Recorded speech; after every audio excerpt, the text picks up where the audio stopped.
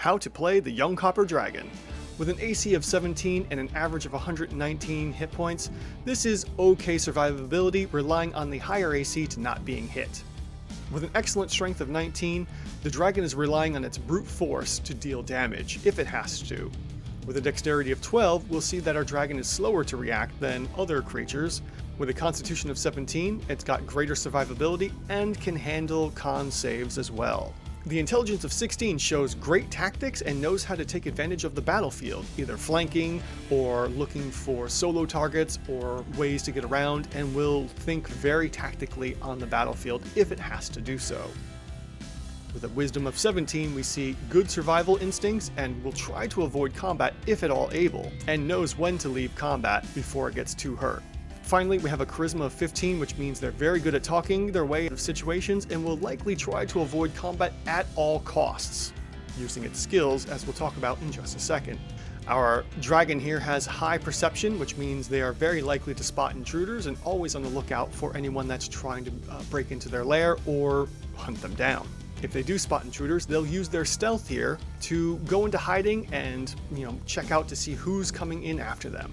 If they are spotted from their stealth position, then they'll likely use deception in forms of redirection, comedy, or ways to, simply deceive the intruders to get them out of their lair before combat even begins. Now, with immunity to acid, we'll see that our dragon is very comfortable in acidic areas, maybe highly acidic swamps, or actual acid. Speaking of combat, and if it's unavoidable, the dragon here will definitely be using its slowing breath to deter attackers and constantly moving away. If this deterrent doesn't work and the attackers are persistent, it will then likely go flying and use its flight and reach from the rend attacks plus its acid breath or slowing breath. The dragon will definitely be using that reach to fly in, attack, and fly out, or if the dragon is caught into tight tunnels or places that it can't fly very well, then they'll simply do the same by moving in to reach, attacking from reach, and moving back out.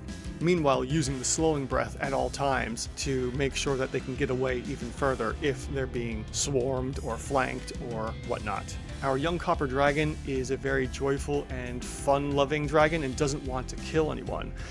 So they will use the acid breath as a final resort. They will generally try to subdue their attackers rather than defeating them. And if you'd like to see how I got these numbers, go ahead and check the link in the description for the full video.